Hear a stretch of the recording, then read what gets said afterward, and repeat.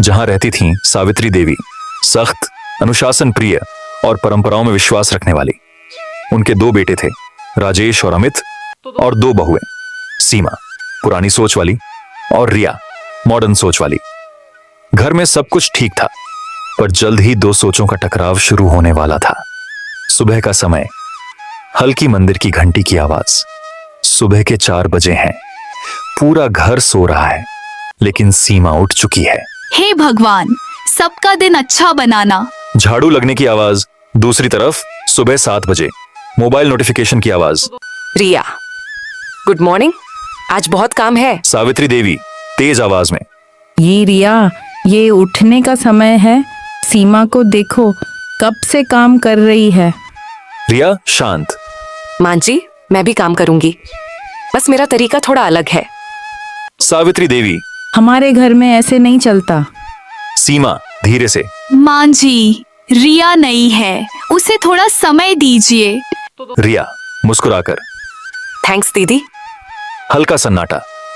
रात के समय जब सब सो चुके हैं, रिया पानी लेने जाती है और देखती है सीमा रो रही है। रिया चौंक कर। दीदी, आप रो क्यों रही हैं? सीमा आंखों में आंसू।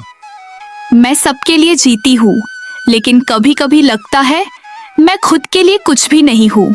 रिया भावुक होकर। दीदी, आप बहुत स्ट्रांग हो, लेकिन आपको अपने लिए भी जीना चाहिए। अगली सुबह रिया सबको बुलाते हुए।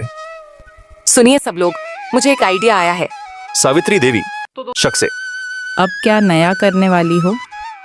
रिया हम सब काम बांट लेते हैं, ताकि किसी एक पर बोझ न पड़े। राजेश। मतलब ये क्या बोल रही हो? रिया भैया बैंक का काम संभालेंगे, अमित खाना बनाने में मदद करेगा, और दीदी बस हमें गाइड करेंगी। सावित्री देवी गुस्से में।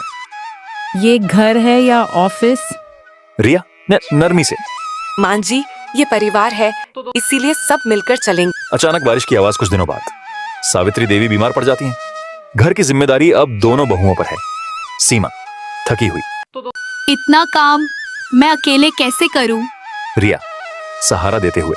दीदी, आप अकेली नहीं हैं, मैं हूं ना। चलो एक टाइम टेबल बनाते हैं, ताकि सब आसान हो जाए। सीमा हल्की मुस्कान के साथ। तुम सच में अलग हो। कुछ दिनों बाद अब घर पहले से ज्यादा खुश है, और सबसे बड़ी बात, सीमा अब मुस्कुरा रही है। सावित्री देवी। सीमा। सावित्री देवी। सीमा, तू खुश लग रही है। हाँ मां जी, अब मुझे भी अपने लिए समय मिलता है। सावित्री देवी रिया से। रिया, मैंने तुम्हें गलत समझा। तुमने घर को जोड़ा है, तोड़ा नहीं। रिया हाथ जोड़ते हुए। मां जी, मैंने आपसे ही सीखा है, बस थोड़ा नया तरीका जोड़ दिया। अब इस घर में नया नियम है, परंपरा भी रहेगी और आधुनिक सोच भी। सीमा अपना छोटा बिजनेस शुरू करती है, रिया घर और काम दोनों संभालती है, और दोनों बहुएं अब बहन जैसी बन चुकी हैं। ऐसी और स्टोरी देखने के लिए मेरे चैनल को सब्सक्राइब करें।